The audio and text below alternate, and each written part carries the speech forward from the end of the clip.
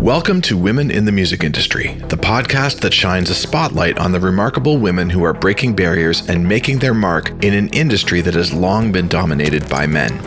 I'm your host, Rob Wells, and I'm thrilled to have you join us on this empowering journey.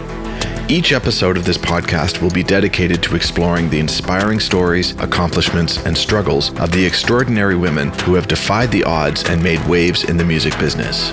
Together, we'll delve into the journeys of female artists, songwriters, producers, musicians, managers, executives, and all those who have helped play a pivotal role behind the scenes. We'll uncover the stories that deserve to be heard, as well as celebrate the triumphs, challenges, and unique perspectives that women bring to the music industry.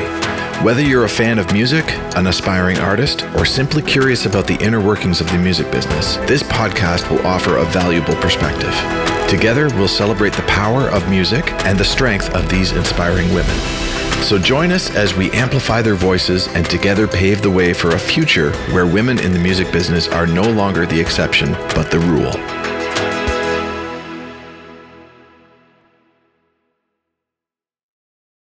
Today's podcast is sponsored by the Songwriter's Piano, an easy-to-use app for songwriters and lyricists to use when coming up with song ideas when there's no instrument around or nobody to play one. With the Songwriter's Piano, one can easily play commonly used pop songwriting chord sequences at the touch of a screen, in any key, in 3 different chord variations, all played on a gorgeously recorded grand piano.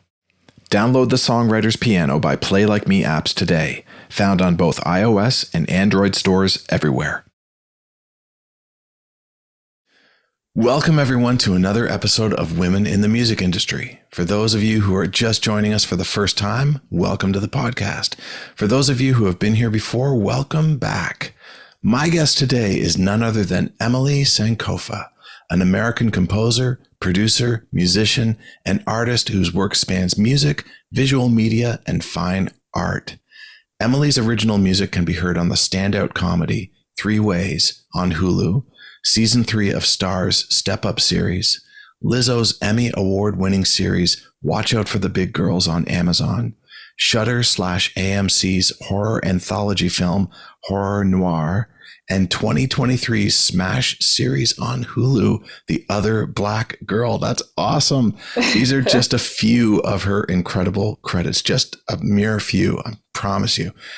EmmoLei is a 2021 Sundance Composers Lab Fellow, where she worked closely with film and television composers on her craft. The creative advisors for this intensive included Kathryn Bostic, Laura Karpman, Blake Neely, Heather McIntosh, George S. Clinton, Mychael Danna, Jeff Rona. Hey, Jeff. Nice to see you. I love Jeff. And Christopher Willis. EmmoLei has also collaborated with some of the best emerging and award-winning filmmakers, including Jamal Dedeaux, Zandashé Brown, Rhea Dillion, Jonathan Lewis, Imani Dennison, Sekani Solomon, Ajiri Akpolo, and more. I feel like that's a tongue twister that I just went through. How did I do? Was that okay? Ajiri. Okay. Ajiri Akpolo. I apologize, Ajiri. There we go. Yeah. Okay. Her original music has been married to films screened at HBO, the SAG-AFTRA Foundation, Lionsgate, Warner Brothers, the Oakland Museum of California, and film festivals in Miami, Martha's Vineyard, Atlanta, Los Angeles, Chicago, Savannah, Las Vegas, London, and beyond. EmmoLei has also worked with top brands like Nike, Vans, BuzzFeed, Pandora, Kamala Harris for the People, Pulse Films, and more via her creative audio company, Belle Son. EmmoLei's discography encompasses over 21 independently released albums, EPs, and singles collectively, and embodies a mixture of genres, but often integrates soul, jazz, classical, and rhythm and blues. Her single, Don't Fight, was included on Adult Swim's Opus compilation album. As a musician, she has performed with Neely, Ella Mai, Kurt Schneider, and more, and had her debut performance as a solo act on Mobley's Devil in a Daydream virtual tour. An alum of the Recording Academy's 2021 Next program, EmmoLei is an emerging talent and active voice among the next generation of music industry leaders. EmmoLei and her work have been featured on various platforms, including Lyrical Lemonade, Lander, St. Heron, OC Weekly, the Recording Academy, Gender Amplified, Billboard, and more. And I'm going to pass out now from reading that bio because it is just so amazing. Thank you so much for reading that. Oh, EmmoLei, thank you so much for being here. This is amazing. I'm so thrilled that you're here. And this is going to be the coolest next hour of my life, I think, just hanging out with you and getting to hear about your life and how you did all this. And I'm glad to be here. Yeah, very, very happy that you're here as well. I'm blown away by all that you've done. It's incredible. And you're so young. You've done so much in just such a short amount of time that I can't wait to see all the things that you end up doing in your life. It's going to be absolutely amazing. But speaking of your life, I would love it if you could take me back, just rewind the clock a little bit and tell me, how did it all begin? Where did you first begin this musical journey of yours? Yes. So my parents, really, I come from a musical family in general. But before I knew more about my background beyond my parents, my mother played violin. My father played bass guitar, tuba in the marching band. And so me and my siblings, I'm the oldest of three. So we were introduced to music at a very young age. My mom started me and my sister off in the choir at 2, and that's the church choir. And so I like to say that that's the beginning of my musical journey. And then it gets deeper from there when my first instrument was actually violin, but at the time I hated it. I was in 2nd grade. If anybody has ever played the violin or begun the process of playing the violin, it's a very slow process, especially at that age, depending on your interest. Some people are just virtuosos and that's what it is, but it's just a very slow process. And I hated that. And so I'm like, okay, let me wait, because at my elementary school, we had to wait until 3rd grade to go to band. So 3rd grade hit, ditched the violin, went to saxophone. I played alto saxophone, and then I switched to tenor and baritone. And so from there, and actually I ended up playing a horn instrument because there were too many percussionists, because I actually wanted to play drums first. And the band director's like, everybody can't play drums, so somebody has to pick a horn or woodwind, something. So I did that through elementary school, and 6th grade comes, I moved to middle school. I sign up for band, and I don't tell the band director that I play a horn because I knew he would make me play the sax. So I signed up, no experience on drums, completely green, just jump head in, and I sucked the first year. So when I saw where I was like, man, I've always been very determined. I've always liked to be proficient. I play sports, and so I've always been competitive. And so I'm like, man, if I'm going to do this, like I want to be good, because I was good on my horn sax. So I'm like, I don't want to not be good on my instrument. So I come back, I practiced all summer. I went to band camps. I come back 7th grade, literally swept everybody. And everybody's like, what happened to you over the summer? And it's like, I basically went to a band camp. I was the only middle school kid. It was really a band camp for high schoolers. And so playing with them, and really they didn't baby me. So I had to rise to the occasion. And still at that time, I wasn't as proficient as them, obviously, but I learned enough to get me far beyond a lot of the fundamentals that I was struggling with in 6th grade. And then pretty much I played drums all throughout middle school, high school, college. I was in marching band through college. I did symphonic wind ensemble, symphonic band, percussion ensemble, still sang in the choir. And in terms of like composing music, I really started getting interested in that in middle school. I had a friend whose name is Steven. We had a social studies project where we could present. We pretty much had a little bit of freedom in terms of how we presented the information in our project. And so Steven's group made a song. And I was like, wait a minute, like, how did you make that? Like, where did you make that? And this is maybe like early 2000s. So making music on the computer is still, it's like a thing. We're deep into it, but it's still like not a largely accessible situation. Oh, I remember those days. I remember the computers the way that they were back then. Not as easy as it is now. Yeah. And so, I spent a lot of my time before that playing the pinball game and solitaire and all that. And Steven comes to school with this full beat, the lyrics and everything. And I'm like, okay, wait a minute. You got to show me how you did this. So he introduced me to FL Studio.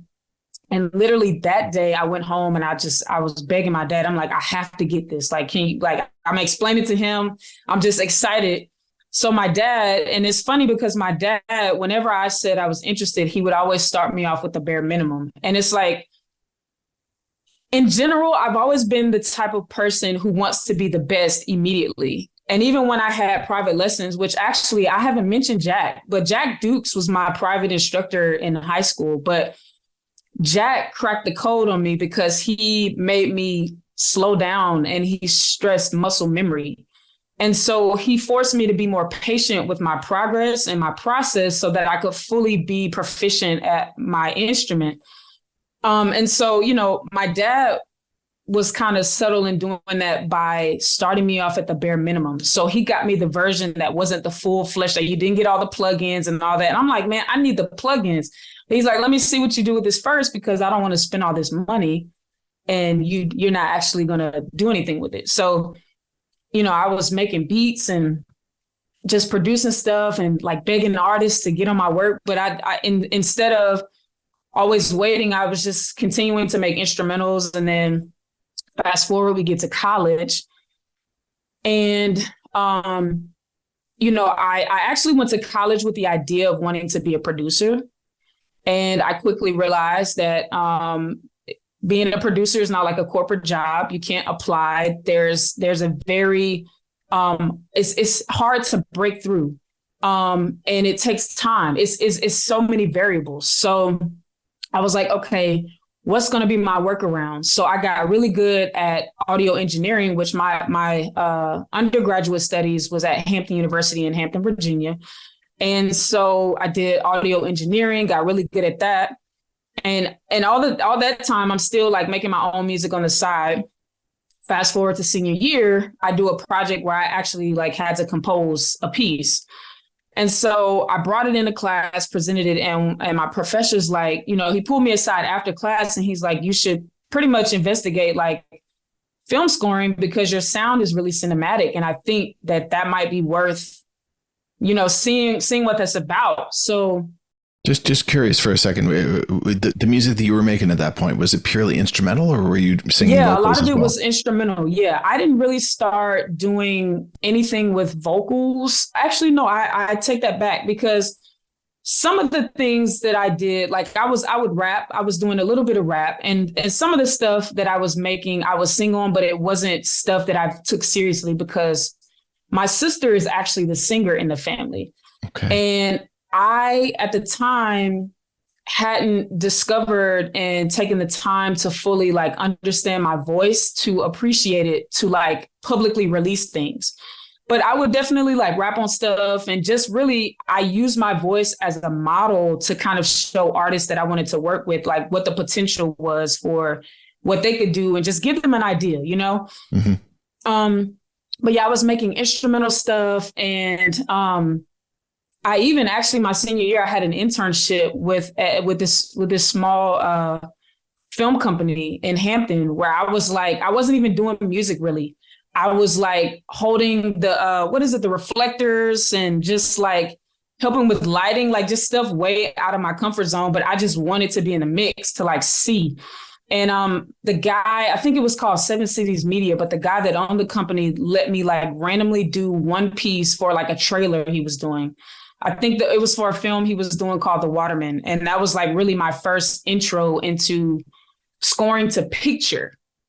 And so from there, my professor actually, who was like, hey, you should check out film scoring. He's like, you should also look into SCAD, which is the Savannah College of Art and Design here in the US. And I basically went to grad school right after that. And the SCAD, the program at SCAD was sound design. But we learned everything from production sound to post-production sound, music composition, music editing, music supervision, like everything under the umbrella of film, audio, and music. That's amazing. What a great program. So it was like I got to kind of like dip into all of the different arenas that fall under the umbrella of like film, audio, and music. And I was really good at the sound design stuff. I was really good at production sound, like all of it. But I knew I wanted to be a film composer. So, you know, I scored films and stuff like that too. And the unique thing about the SCAD community is that the students in the film department were in the same building as us. And so they were shooting films almost every weekend. There was literally not a weekend where a film was not being shot, whether it was like a random film just to kind of practice a specific skill set, like lighting or directing or whatever.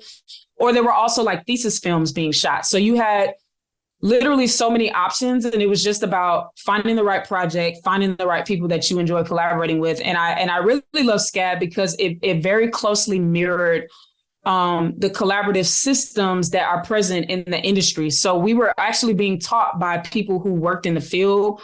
Some of our professors had Emmys and all types of stuff. So they were teaching us, it just wasn't theory. It was also a lot of practical knowledge that was very relevant and things that we could apply then, and it still applies to today. So that was like a very great time for me. And then after that, that was like a 2-year program. I got my MFA there. And right after that, pretty much maybe like a few months after, so I graduated in May 2014, and then February 2015, I went out to Los Angeles and spent time working on independent films, kind of worked my way up, did a lot of networking. And by networking, I mean, just like, you know, I was in a lot of professional organizations. I was in Grammy U. I ended up joining the Composers Diversity Collective, like just so many different organizations that allowed me to be mentored, to see certain processes and things up close that, you know, gave me an opportunity to really see like where I fit and where I wanted to go. And in general, I knew that me stepping into the world of film scoring wouldn't be easy, but I knew that I was an anomaly. And I knew very early that I could capitalize on that, not only sonically, but just all across the board, because there aren't many women, there aren't many Black women. And I felt like, you know, I've said this before, but my dad always stressed, like, not just focusing on being the best woman or being the best Black woman, but just focusing on being the best and being the best you.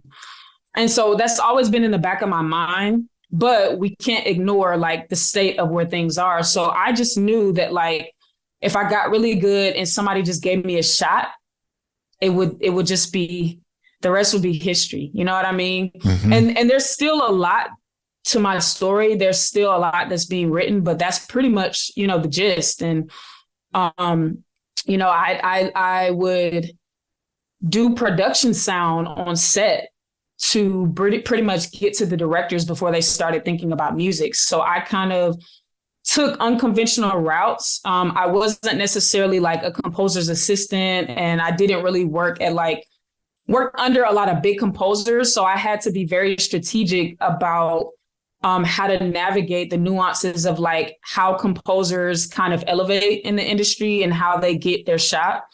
But it's also like, you know, very much so a matter of me also doing research and understanding the dynamics of like how composers even crack through into the studio network, where it's like you need an agent, and like when do you get an agent and stuff like that. So just trial and error, thinking outside of the box and kind of like using the path that people aren't necessarily always paying attention to or thinking about to kind of get where I'm at now. So that's pretty much the gist. Wow, it's so interesting for me to hear all that. I mean, I come from a pop songwriting background and pop music and hip hop and R&B and stuff like that.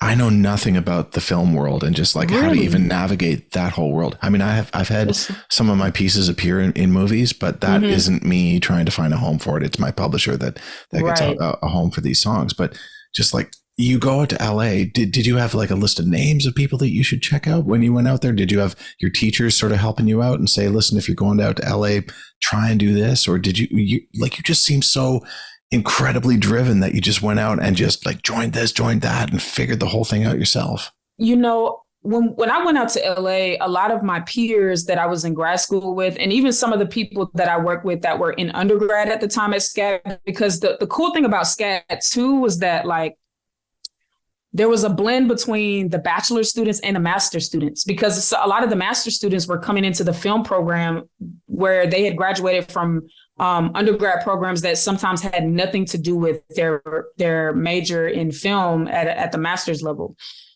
So everybody was kind of like a novice, and even still, like some of the undergraduate students were more refined than the master students because they had been there for a little bit, like the juniors and seniors. And so our collaborative environments were very blended. And a lot of us went out to Los Angeles together. We kind of like trickled out within months of each other, some of us at the same time. But a lot of my friends on the film side would shoot their independent films on the weekends while they were working like corporate jobs. And so it was also a matter of like working with my peers, and we're all kind of like leveraging just what we do best and where we're all trying to go to kind of like in the midst of, you know, waiting for our shot on a bigger level. We're exercising our creative muscles. We're still refining our voices independent of like just waiting on somebody to like hire us at a big studio or whatever the case may be. And so I really am thankful that a lot of my peers took those risks, because a lot of times they were spending their last dollars that they could have dedicated to like rent and to food and to like, we were all just kind of grinding it out. And even in LA, there was a point where I was like a professor at the Art Institute. And so, you know, I was an adjunct professor. And so I was able to leverage like the studios and the equipment and things like that to kind of like help me connect dots on the weekends when I needed to rent equipment or use plugins that I couldn't afford at the time.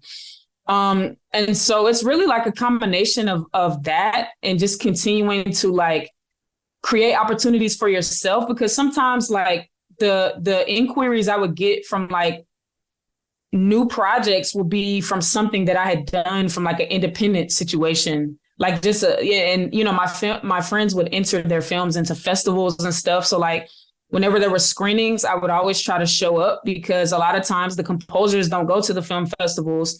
They don't get to sit on the panels. They, you know, they're not really like visible. And so I always made it a point to show up to see how the work was resonating, like in the space, to see how people responded, you know, just to interact with the people that were taking time out to like view the work, experience the work.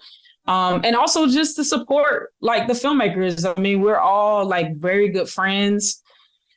And we just kind of came up together. And as everybody kind of like went up the ladder, it's like, hey, you're a department head now. You get to crew up and decide like who to hire. So like, you know, let's bring everybody in the mix. And even like, I did production sound for one of BuzzFeed's series shows called The Era, which had a lot of different people on there. Debbie Allen, trying to think, Eve, like just so many different legends and icons from the 90s. And it's like, cool. Those opportunities were just a result of people getting in positions, like my peers getting in positions where it's like, hey, come get this bread, but come also get experience, come get some credits, like just all of that kind of stuff. And so that's really, it's just a combination of that, being resourceful, you know, leveraging the organizations I was in, and also just building out a strategy and paying attention to like what was needed to get to each level. You know what I'm saying? Just move the needle a little bit. That's all you need. That's all you need. Oh, and one thing builds on to the next thing, and exactly. And it builds up and builds up. Yep. Wow, what a journey you've had. What a story. It's incredible. I have so many questions. I don't even know where to start. Let's go. Really. Let's go. I'm ready. All right. Do you have like really good relationships with certain directors, or do you work with a different director every time? How does that work for you? Yeah. So a lot of times, like when I work with people, it's kind of like the relationship is cemented. And the interesting thing is like, for example, Dennis, who's a director that I've worked with a lot, like especially I've done a lot of his independent stuff, but he was a student at the New York Film Academy, and his work was very like art house vibe. And I just really enjoy working with risk takers, and they seem to find me. So it is a matter of that. And it's also even more so now that I've kind of grown into like working on bigger projects. It's also a combination of me and my agent working together to pitch to people who I haven't collaborated with, or even sometimes like I will get calls or DMs from people who are interested in working, and just, one thing leads to another, because even though I have an agent, there are people who still very much so, reach out to me directly, and, things go from there. But I typically maintain like good relationships with all the people that I've worked with, no matter what level they're at, because, that's just, I don't know. I think that's the way it should go. You know what I'm saying? Absolutely. And I haven't really worked on any crazy projects where like there's been a wild fallout or something like that. It's always a pretty smooth and amicable situation. Sometimes, people have their vision and I have mine, but we always kind of come to a middle ground and figure out, what's best. And even at the level where, I'm working on like the TV shows and stuff like that, I learn a lot in those scenarios too, because there are many different people. It's like, it's one thing to collaborate with when you're just talking to like the director and it's you, but then there's another thing where you're having to like appease the studio and the showrunners and like have your little slice of creativity in the mix. So it's all been fun. I love the pressure. It's just like, it's invigorating. Oh, for sure. So how does it work? You get awarded a film, or even before that, let's say somebody says, I'm thinking about making this film. I'm looking for composers. Is it a few people that put in their work as like to pitch themselves, to basically say like, I'm interested in doing this, and then the director would go through, listen to all these things, or do they kind of have an idea as to who they'd like to work with, and they approach? Yeah, so sometimes it works like that. Sometimes I am up against many different composers, and that happens a lot. But there are some times where someone might seek me out and they've come across my work on something else, or they've been on my website or something, and it's like, I want you. And I'm like, okay, let's do it. Let's see what the project's about and go from there. So every project is pretty much different. And I welcome all of it. Like, sometimes even with the pitching situation, like even sometimes with that, I may have no relationship with the people who are the decision makers at all. And me and my agent might say, hey, this came up, like this is in development or whatever. Would you like to pitch? And, I build a reel out that aligns with like, sometimes that'll align with the tone or the brief, but sometimes it's just a matter of me putting something together that aligns with what could be, or creating something original that might strike them in a way that's like, wait a minute, this might be the sound for this project. And they, we take a meeting and kind of get to know one another and see what happens from there. So it happens a lot of different ways. It's amazing. I have this vision in my head of, I remember seeing this, Steven Spielberg sitting down with John Williams to come up with the music for E.T. And John Williams is sitting down at his piano, and there's like there's an old projector that's right beside him, and they're watching some scenes that they filmed, and John is just sitting there coming up with some things. Where does it begin for you with the director? What instrument do you usually go to as a starting instrument for composition? Ironically enough, I end up humming and singing a lot of things first, but there may be times where I'll sit down and just audition different instruments and sounds and kind of just doodle like sonically a little bit to see what moves me in relation to the picture. And there are also times where I'll like watch a cut and I'll just think about like different motifs. And a lot of times, like if I'm away from picture, like I'll start mapping out things via Morse code, like certain themes, and kind of digging into like how I can use character names or situations or distinct things within the picture that I can build out via Morse code. And I'll start, building the themes out from there and humming different variations and stuff like that. And I might record it on my phone. And then when I'm ready to sit down and get to it, like I'll start fleshing it out on specific instruments and figuring out like what is the best voicing for this particular theme, or just how to get the juices going. But yeah, that's typically how it goes. Wow. And do you play all the instruments yourself, or do you hire other people to come along, or are you programming a lot of stuff? Yeah, so it's a combination of, like, there are some projects where I've definitely played everything, programmed everything. Like, a lot of my projects have been that way up until recently, actually, because I just started working on things that had the budget for me to start expanding and hiring musicians to play some of these things. The other thing is, like, the higher you go up the chain in terms of the project, the less time you have sometimes. And so it's not always efficient for me to like compose and write and, even like just perform every single thing. You know what I mean? It's like, I need musicians to play these concepts. I need musicians to like, even certain musicians that have a specific expression or flair that I cannot match. And it's like, no, I need you to play this because you're the only one that can do this. I typically, do that, but it's like, now I have to do that because things move so quickly and I have to focus on like writing and coming up with the ideas. But there's a lot of my process that is still very hybrid because there are things that I just like to do. I like to sing. I like to, perform certain things. And so, yeah, it's very much so hybrid at this point because I play a lot of things. I definitely program most of it. I'm arranging and, reaching out to some of my favorite musicians to kind of like play things that I'm like, I think you would nail this better than me. Are you still using FL Studio? No, actually. So the funny thing about that is when I graduated from college, first, let's back up because when I went to college, my parents, I got like in high school, I got awarded. It was kind of like a scholarship. And it was enough for me to buy my first computer because my parents are like, oh yeah, you can use that to buy your laptop. So I'm like, oh man, it was $800 and I wanted a Mac so bad. And my parents were like, that's too expensive. Like, I'm not buying you a Mac. So I bought a little HP and that got me through college. So I was working on FL Studio all through college. So when I graduated, my dad finally got me a Mac.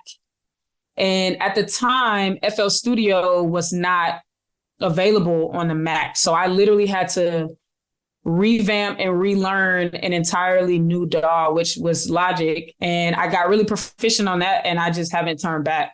So now pretty much I'm on Logic for the most part and working somewhat in between Pro Tools for like just preparing stems and things for like the mix team, when I'm sending off stuff to be mixed and incorporated into picture. But like Logic is my primary workspace. Interesting. That's great. I mean, really, a lot of the programs that kind of all do the same thing. They're just called different names and they just have different terminology for doing the exact same thing. What really matters is what's in your head and what's the imagination telling you. And I love that you start from humming.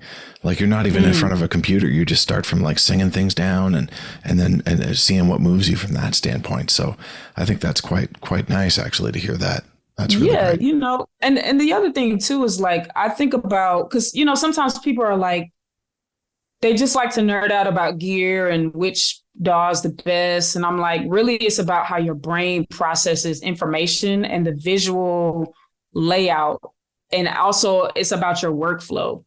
So, I think each one has its pros and cons, but it's just really about the way your brain works. And I just try to send people down that direction because I've tried all of them.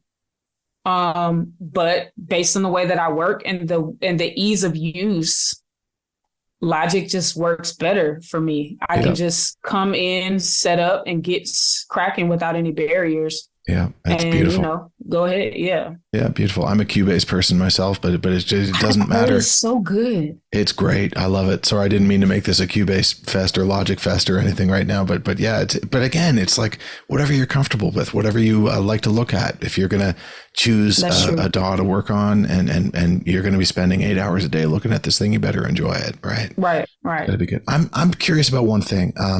So like, I love that you worked on The Other Black Girl. I love that you worked on everything else too, but that's massive.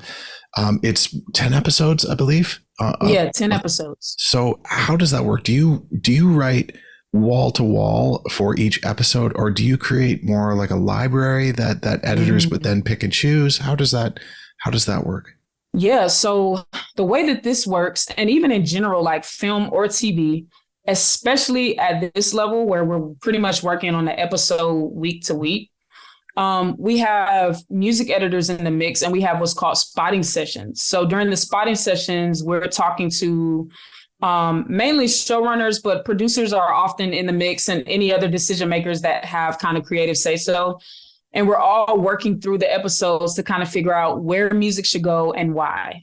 And that's both score and needle drops, which is like the sync placements, like your favorite artists and all that stuff. So we're during this, I'm having a dialogue with the showrunners and directors, writers, all of that. And we're discussing, like, we want music here. How do we want it to feel? What is it supposed to be doing? What is it alluding to? How is it going to connect the dots? Or how are we setting moments up for something that's happening later? And the music editors are also on this call, like logging this information, the start time and end time of every single thing that we talk about, whether that's score or needle drops. They're logging that information in what's called basically a cue sheet. Once I get off this call, I get an email spreadsheet of where music goes, because when you're working at this speed too, like, you want to work efficiently. And so knowing where you need to focus on making music is very key and crucial, especially for a TV show. Film is a little bit more loose because a lot of times you have more time to kind of feel through different things. But like, even with The Other Black Girl, I spent a little bit of time creating concepts and building some of the initial sound before. So it was like proof of concept things where I kind of got feedback from the showrunners to say, I like this sound, I like this direction, or maybe no, let's try this. And even just kind of figuring out the initial instrumentation, but like knowing where music begins and ends and how much music I'm responsible for is very key with this kind of workflow. And so every week I'm looking at the spreadsheet, going through and creating music for those particular moments. And, I have to zoom in and out to make sure things are making sense and the dots are connecting. But like, it also works differently in terms of like, because sometimes like I don't necessarily have time to create initial concepts. We're starting immediately, like kind of like with Step Up. Step Up came to me in such a random way because Stephanie Economou, I co-composed that score with Stephanie Economou season 3. And she reached out to me on Instagram, but my agent also called me. It's so crazy because my agent called me, was like, we have like a really big opportunity here. And this was during the pandemic. And one of the execs, Miles Cowan, was basically, I guess he called our bell and presented it. And, one thing led to another, but they were literally like already in the mix of just working on the show. Like they were basically starting the next week. So as soon as I got hired and did like a demo, it was like, bam, throw me into the show. And I literally had to start composing music that next week. So, and the other thing about that was like The Other Black Girl was a brand new show. So I was responsible for creating the sound. Step Up was different because that was the 3rd season. There had been a sound that was established. And even though like at that point, Step Up was basically on a new network. So there were some differences and variations in terms of the musical tone and sound, which I brought to the table, but it was still like there was a flow, there was a sound established, and I was working within a framework that had been moving already. So like that was a situation I couldn't reflect. I just had to get to it. And the demo actually that I made served as like pretty much what they would play for the end credits. Which that sound helped me, actually, that demo helped me develop the sound that I was going to contribute to the rest of the show. And it was actually really cool working with Steph too, because the co-composer, like working as a co-composer can go a lot of different ways. And I'm just really thankful that was a very fluid and just great collaboration. There was no ego. It was just like, we were in it together. We had our strengths, we had our weaknesses, and we really worked well with each other in terms of just like executing. Steph taught me a lot, even with regards to like talking to the executives and how to take feedback and how to assert ideas that you were confident in that they may not have liked. You know what I mean? And how to talk to them. You know what I'm saying? So that was truly a masterclass, but I got thrown into that, which was great. But yeah, that's pretty much how that works. Oh, I could talk to you for hours about this. I'm so fascinated by it all. I know we have limited time though, so I'm gonna. No, it's okay. I'm curious to know, like you're doing so much right now.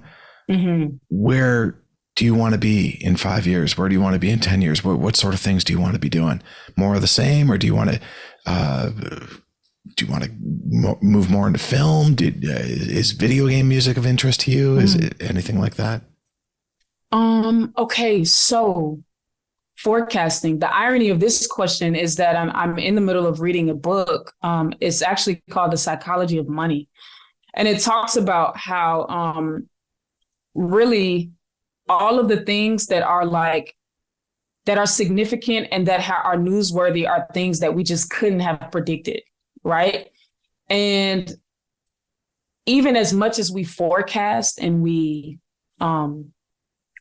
predict and we say, it's like we never know. So I always am open to unpredictability and just allowing my destiny to go it's where it needs to go. But I do anticipate that I will be scoring films because I feel like I'm just getting warmed up. And there's a lot that I haven't been able to share and express yet. I want a studio film. I haven't like a studio film in the sense that like it doesn't go direct to streaming. I would love to have people sitting their butts in the theaters and like hearing my score in that space because we're moving further and further away from that. And that's just something that I would love. And even still, like right now, I do a lot of different things. So I've always kind of had a lot of hobbies and have maneuvered through different disciplines as a way to kind of just be in conversation with the world and leverage those things through my work. But just like sometimes I'm able to connect dots in one space that allow me to like fluently work in another. So like photography sometimes is like, it helps me see the world in a certain way that once I get back to my station, I'm like, oh, interesting. Or even just like, I would love to be in acoustics in general, like architectural acoustics. You know what I'm saying? Like, I'm so fascinated by these things, but as a creative, I definitely anticipate having a few more years, like probably, I don't even know, like we'll see how the industry goes, but like, I definitely anticipate doing that, but I'm always interested in business too. And I like to support filmmakers, a lot of my peers financially. I'm kind of dipped into like the executive producer realm, associate producer realm. So I love doing that.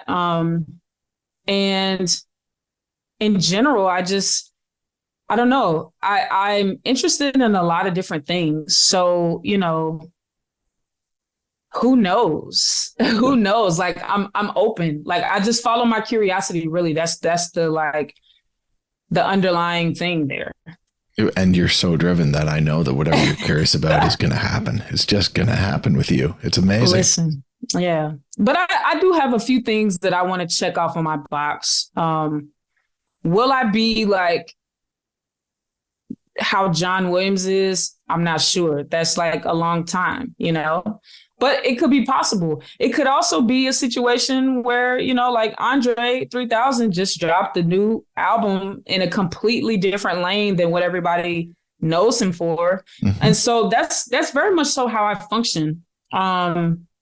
I just try a lot of different things. I experiment a lot. And again, I just focus on what is interesting to me and what excites me. So as long as this continues to excite me and also pay the bills, you know, yeah. Hey. And the thing is too, like, again, like I'm just very determined. And I have a lot of goals.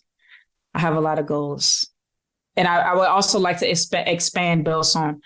I don't want to say too much about what I want to do with that, but that's all right. We'll just sit back and watch as it happens. See. Yeah, you're gonna see. I'll say this. Tyler Perry, his business acumen and just how he's done things. There are a lot of things that I would love to. Like, I'm inspired by what he's done. And some of those things I'm going to definitely like carry over into my lane of film music and sound and stuff like that. But yeah, I'll just say that. Amazing. That's a great answer. Great answer. It must be so satisfying because like film music, TV music, music in general, but when you're watching something visually and you're taking in the audio, you're taking in the music, that's 50% of what you get emotionally. I think it's 50% of the whole experience.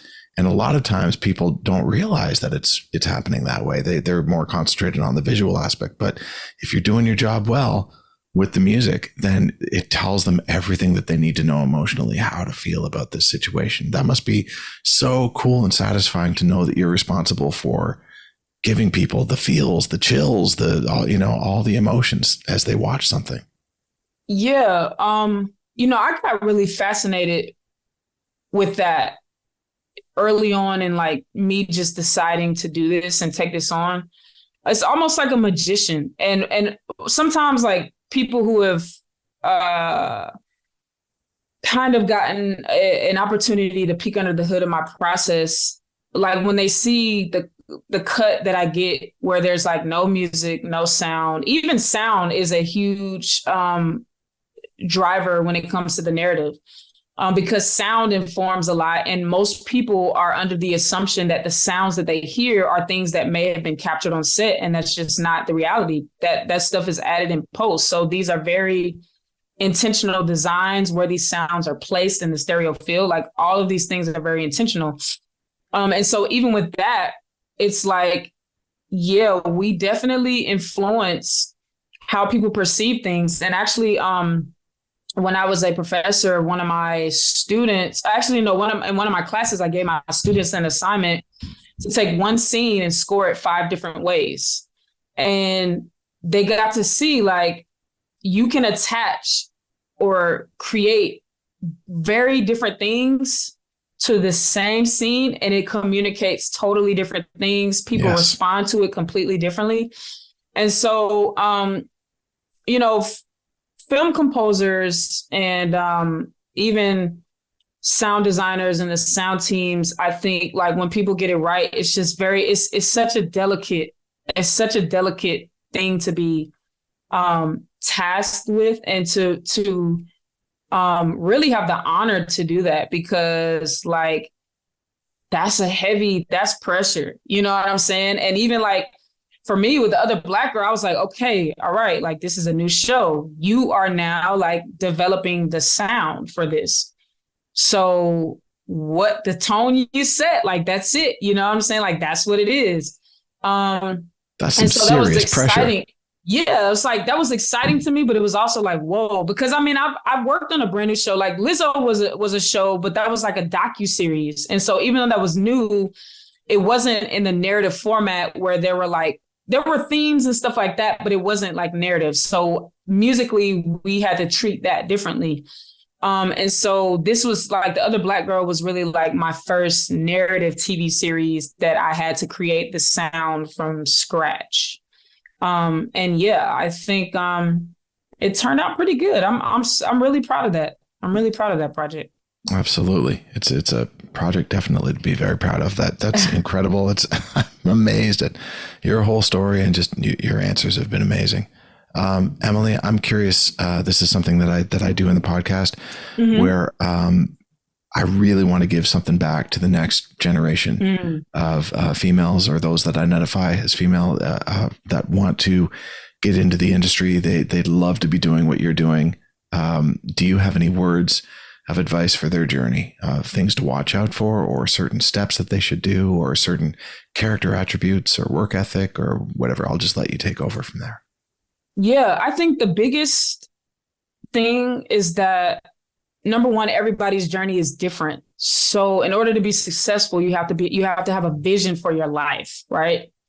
And I think that anybody that has a solid vision and that takes the steps to build like strategies and be just intentional about how they move, and also be open to failure sometimes and falling short, because there are many lessons in those missteps. There are lessons in the rock bottom situations. There are lessons. So as long as you have a vision for your life, you're open and adaptable to pivoting when things don't go according to your plans, I think you have the potential to be successful. And I also like to tell people, like, follow your curiosity. And, you know, a lot of artists and people in general say this, but sometimes you also have to focus, like just finding something that you're good at that you can also sustain in terms of like your life, so that eventually you get the freedom to choose and the freedom to have options to work on the things that fully excite you and things that you don't necessarily have to. And I'm very intentional about, building a life out like that for me, where I just grow into a space where I'm able to support myself, but also like focus on the things that just truly drive me. And I'm not necessarily reacting to what life throws at me. I'm just responding, and I have the option to kind of like be intentional about what I align myself with. You know what I mean? And even now, like, I'm still very intentional about that. I pay very close attention to like how certain projects are in conversation with my actual life, how they may relate to things that have happened to me, or even things that may potentially happen. Who knows? And then later I'm like, oh man, that's why that project was what it was, because the future informs, like, sometimes things that have happened. So following your curiosity, and just be a good person, be pleasant to collaborate with, add value. Like if you're adding value, people will find you, because there's so many variables to how people become successful.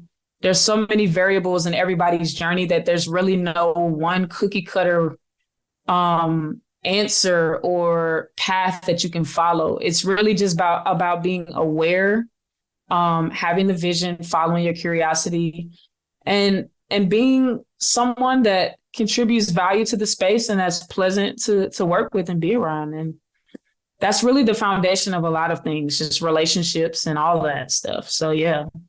Amazing. Well, I get from you an incredible work ethic. I get from you that you are just driven like crazy. And I also get from you that your personality rocks. You're just a great person to hang out with. And I appreciate that. It's no wonder why you are flying through this world, and just like with flying colors. It's incredible. Really, really great. It's been such a pleasure hanging out with you for the past hour. Oh, thank you. It's been a pleasure hanging out with you too. Oh, I loved every single moment of it. It's one of my favorite episodes so far. This has been great. Just hearing your story, man, and just hearing everything that went into what it is that, you do and how you got there, and where you're going to go, and the information that you gave to the next generation. It's absolutely amazing. And I can't thank you enough from the bottom of my heart. I appreciate that. And actually, I want to say one more thing that I left out. Yeah.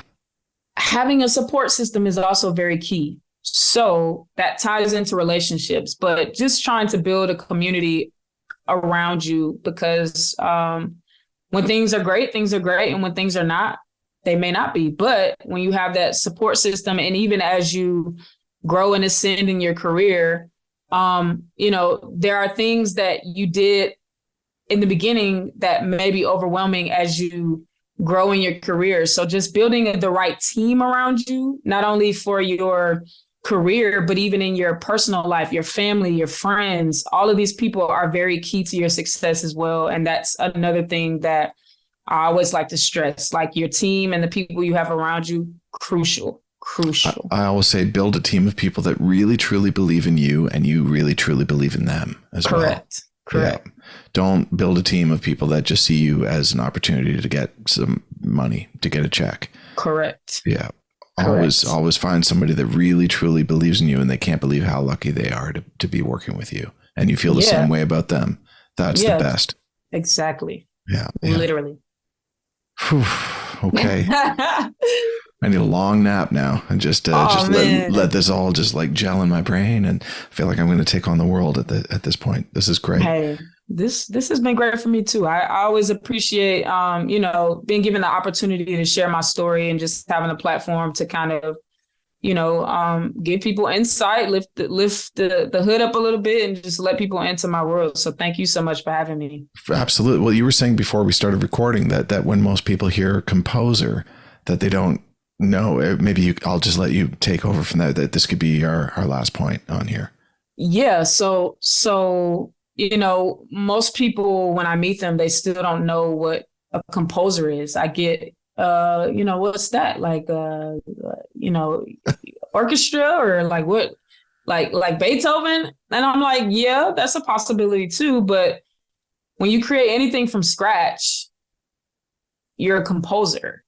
So, creating from zero to something, from nothing to something, no matter what field you're in, you're essentially composing, creating, bringing something to life. And so, I think it's important. I just love that when people are confused about what I do, and even when explaining what I do in the context of visual media, people get even more excited because a lot of times I'm the first composer that they've ever met. And so it just sends people down this rabbit hole of like, oh man, now I have to go like watch this and listen to this and do that. And it's just exciting because, I just feel like one by one, we're kind of waking the world up to things that they've always been experiencing, but just have never consciously been aware of. And even the other thing that I find is that some people are just unaware because they attribute this profession to a specific type of person. And it's like, for them, it's just been out of reach. And when they see me, it's like, oh, interesting. Like what? You know what I mean? And so that's always fun. And just in general, in the film, audio and music space, there are so many different careers that are available, that like Foley artists, re-recording mixers, ADR record, like just music supervisors, music editors. Like there's so many people that contribute to this work that we don't hear about and that we don't see. And I'm just always excited to talk to people about those roles because you just never know how really giving people exposure to this stuff inspires them to switch careers, or even like with younger kids and stuff like that. Like I go back to my high school a lot and share what I do and kind of share my journey. And you just never know what that might ignite in the next generation, or somebody who's forever changed by just the awareness and being exposed to the information. Like I really do not take my position in life lightly.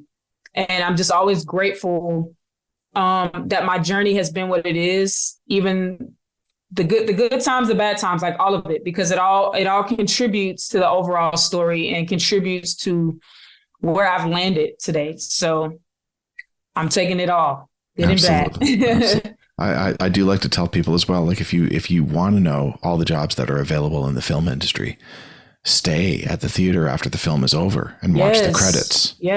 Watch the credits, and you will see thousands of names on there in all different areas of work. And they're all earning a great living doing all these different things. So many different things that you can do in the film and the music industry, all of that. Yeah. It's amazing. I actually tell a lot of people that reach out to me to do that too. And, you know, I tell them, hey, if there was something that you liked, look at the credits and see whose name is next to that and see what else they've done and just continue to like digest their work. And a lot of times, especially in some of the career paths that are not well known, a lot of these folks don't get the emails of like, hey, can I come work with you? And so a lot of times they're very delighted to take people under their wing because it's like, oh, somebody's interested. Like I can pass the torch or, you know, just whatever, you know, it gives them an opportunity to share knowledge and to engage and interact with people who are just as excited about their career as they might have been when they first discovered it.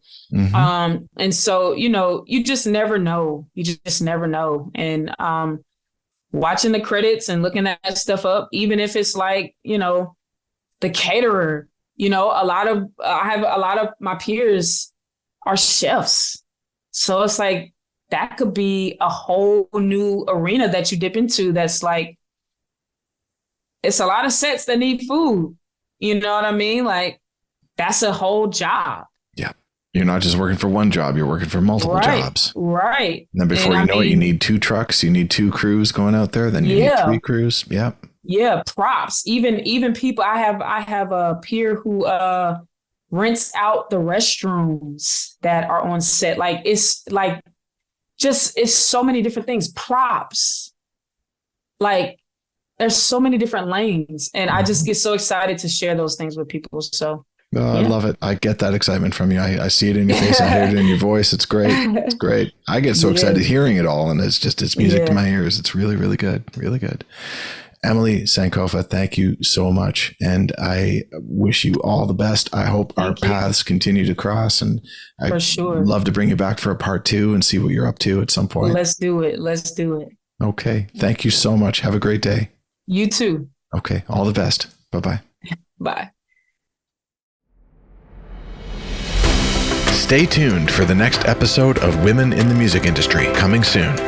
Let's embark on this incredible journey together, celebrating the women who are reshaping the music business one note at a time. If you enjoyed hearing this podcast, please take a moment and give it a like, a rating, or a follow. Your support helps immensely. We'll see you next time.